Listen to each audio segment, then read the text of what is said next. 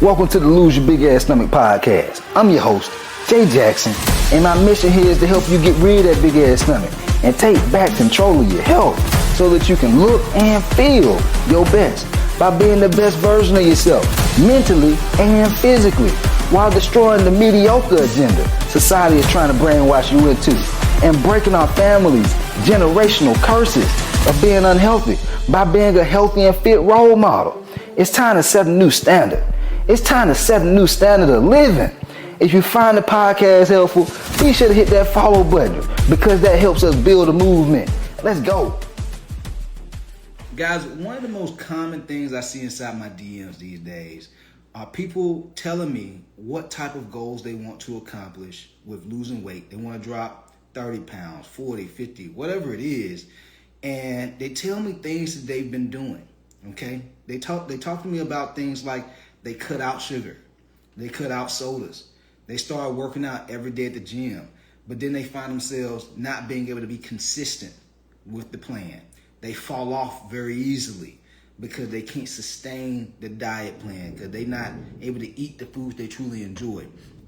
This is when you're setting goals like this, guys, when you're setting up habits in a way that you can't sustain, this is how you find yourself losing weight and gaining it back. This is how you find yourself feeling so discouraged, like you feel like you're doing everything right, yet it's not working, like you can't stick with it. That can be very frustrating, very discouraging, very, disappointing, because you putting in the time and effort, but you're just not seeing the changes.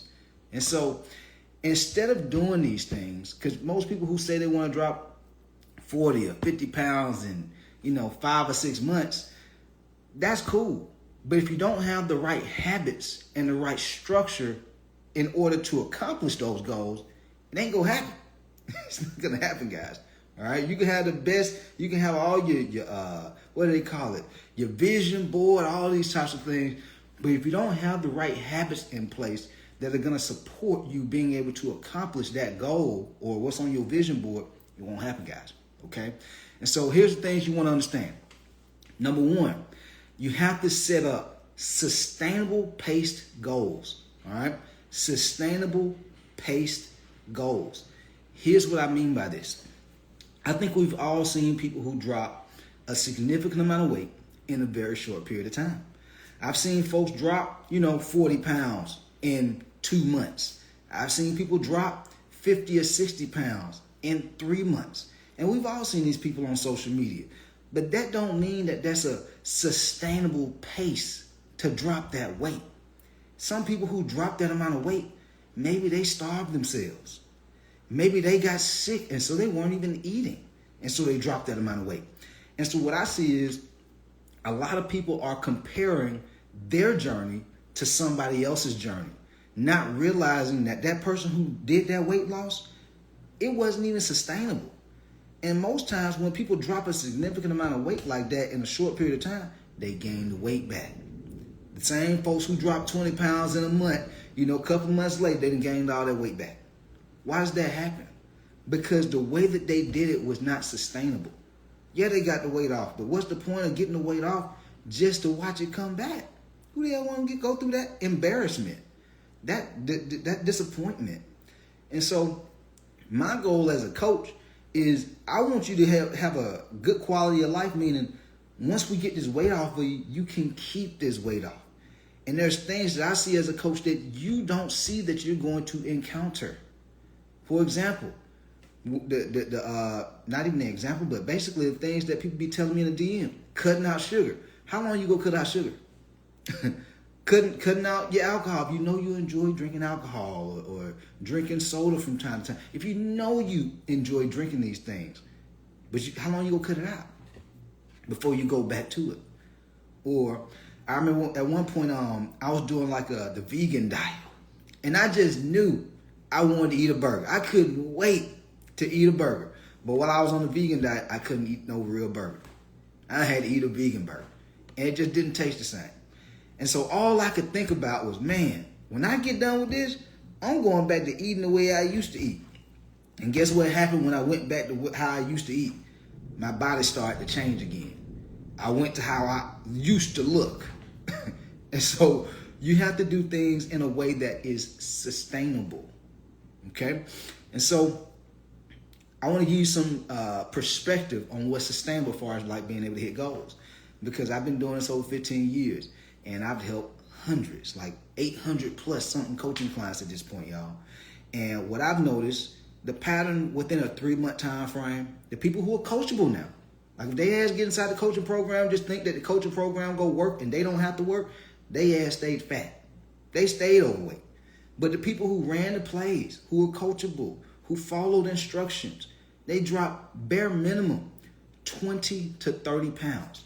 You can expect to drop 20 to 30 pounds in 3 months, sustainably, meaning you didn't starve yourself to lose that weight, meaning you weren't in the gym like a bodybuilder all day, every day to lose that weight, okay? Very, very sustainable pace, okay? So let's just say the average, 25 pounds in 3 months. That's the average between 20 and 30, right? 25 pounds. What's 25 pounds times 4? Over the course of a year. That's basically every 3 months, right? Over the course of a year. That's 100 pounds, y'all. That's 100 pounds. So on average, a lot of my members in my coaching program, they drop 40 to 60 pounds in 6 months. 40 to 60 pounds in 6 months. And then over the course of 12 months, 75 to 100 pounds in a year. These are sustainable goals, meaning you don't have to like kill yourself to get there and just suffer. Because a lot of us, like the people who I tend to help, they actually just sitting at home broke. They working. They have very demanding careers. I'm talking about doctors, nurses, people in law enforcement, people who are in tech, you know, people who are just like have a demanding lifestyle. You know, they have family. We don't have time to be in the gym all day, every day. Even me. I'm shooting content, scripting content, doing game plan calls, running staff calls, all kind of stuff been going on over here. So I don't have time to just be in the gym 2-3 hours a day. Even as a coach, I'm in the gym 30, 45, no more than an hour, max. And so I need something that's going to allow for me to be able to be, that I can sustainably do on a daily and weekly basis. Okay? And this is very, very sustainable.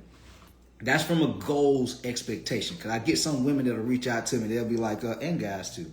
They want to lose 60 pounds in 2 months. I'm like, well, shit, you need to go to somebody else. Because I'm not about to help you lose 60 pounds in 2 months. That's not even ethical.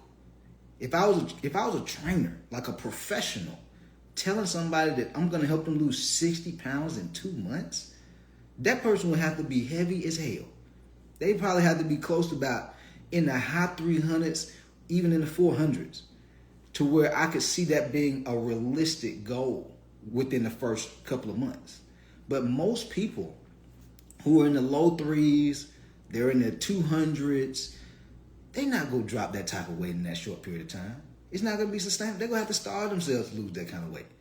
They're going to go on the chicken and broccoli diet and be hungry as hell and bored as hell, which gets me to my next point.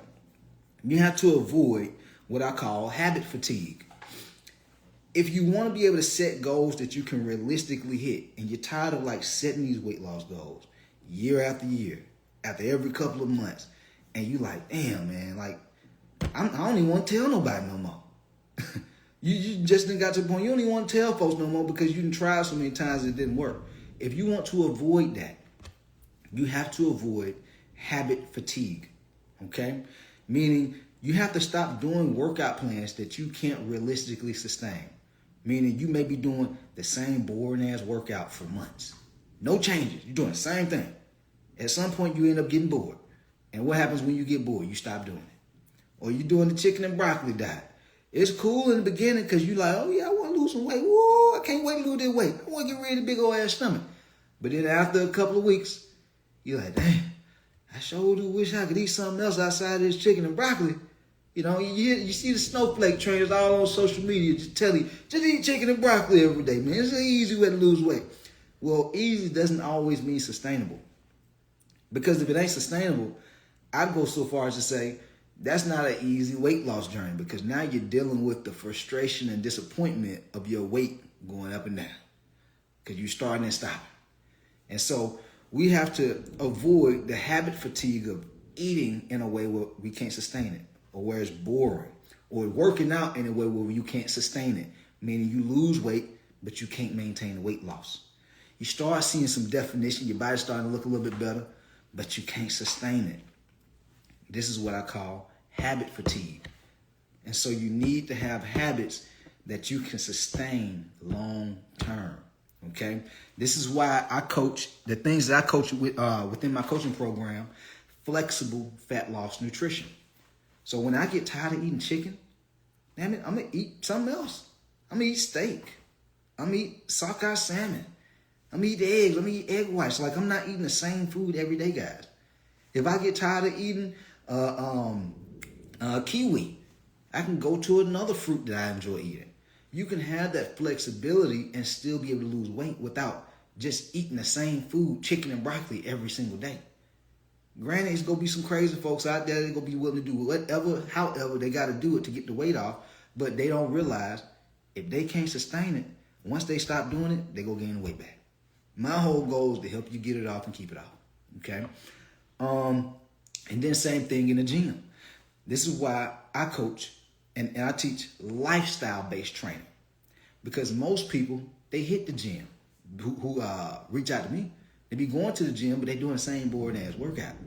Or they'll start a workout, but they can't be consistent with that workout because it just don't fit with their work schedule, the responsibilities they have at home. You know, I had a guy the other day, he was like, he'll go to work, and then after he get off work, he'd be like mentally fatigued. So he's like, some days I don't be wanting to go to the gym in the evening. I would rather do it before I go to work. But he just didn't know what steps he needed to take when he went to the gym. So what we need are lifestyle-based training routines. Routines that support your way of living. If you know you prefer to work out in the morning, cool, you do that. If you know you prefer to work out in the afternoon, cool, you do that. If you know there's certain days that work better for you to work out, you have to have a training routine that supports your life. Because if you don't have that, guys, you're going to always be starting and stopping. And when you start and stop, guess what happened? Your belly fat start going down, and then it start coming back. That's what happens when you start and stop. Okay? And so that's how we avoid that. The last thing is this. You know you got to have the habits, right? The habits of eating the right foods, the habits of hitting the gym, the habits of getting good sleep. But most people who reach out to me, very, very smart people, their ass ain't dumb. They know they got to be doing something, but they lack structure. They're eating healthy food, but they don't know the portions. They're working out, but they don't have a plan. They don't know how many reps and sets and rest time they need to have. They don't know how much cardio they really need to do. They just doing shit. They're just working out. And when you just work out and you winging it, you get winging it results. So you need to have a training plan. Guys, when you have a plan, this is how you collapse time. The results that it's taking you so long to accomplish, you can get them in half the time just by having a blueprint on what steps you need to take. When the GPS came out, y'all know what I'm talking about, when you're driving around the city, the GPS, right? Before the GPS came out, people were just kind of like, we had like Google Maps.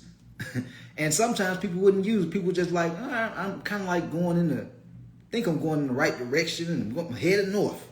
I'm headed south. I'm headed east. I'm headed west. But it wasn't like step by step. So it just took a little bit longer for people to get to wherever they wanted to be at. And so, but when we developed the GPS, now that we have on our phones and even our cars at this point, we get to wherever we want to be at way faster. That's all having a plan is. It gives you the structure to know exactly what steps you need to take throughout your weight loss journey and your fitness journey. In the kitchen and in the gym. No guessing, no more frustration, no more wasting time, no more feeling discouraged and disappointed because you're not hitting your goals, because you have a plan on exactly what steps you need to take. This is how you set goals that you actually accomplish. And you're not setting goals and setting goals. This is what you call a pipe dream. You're just setting goals just to set goals because you see everybody else doing it. Most people just have pipe dreams. They create these, they do all this mindset stuff. They create these, what do you call them? The vision boards. They put it all on their phone, and they do a vision board, meet up with their friends and their family. Yet they don't have the habits in place. They need to stop setting goals and start setting habit goals. Because when you understand the right habits to have, these habits will easily and naturally help you accomplish the goals that you want to have. But if you set these, I want to lose 50-pound goal, but you don't have the habit goal of weighing your food. You don't have the habit goal of tracking how much you're eating on a daily basis. You don't have the habit goal of saying, well, I can work out 4 days a week, so every single week, I'm working out 4 days a week. That's a habit goal. I want to make sure I got energy, so I'm going to make sure I'm getting at least 7 to 8 hours of sleep. Habit goal. I don't want to feel dehydrated and having brain fog throughout the day, so I'm going to make sure I'm drinking enough water. Habit goal. If you don't have the right habits, guys, how can you expect to accomplish the goals that you want, even if you feel like you're doing your best? I get a lot of people DM me, man, I'm doing my best, man, I'm trying. Guys, there's people out here, they've been trying and doing their best for years. Some folks, decades. They still can't lose weight. But then you have folks like Ann, who joined my coaching program, have been struggling to lose weight for years, y'all. She was like the big girl in her friend group. Now she's down over 105 pounds. How does something like that happen from a person who had been struggling for years with their weight to jumping inside of a coaching program within a year and a half, down over 105 pounds? Or her friend April, who had seen her drop 50 and was like, I want to be a part of this too. April joined. Now April is down over 70 pounds after struggling for years.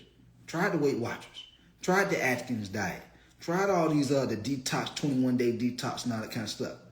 But now she's down over 70 pounds. Can't make this shit up, man. You got to start focusing on your habits. I don't care if you, it don't matter how old you are. It don't matter if you black, green, white, or blue.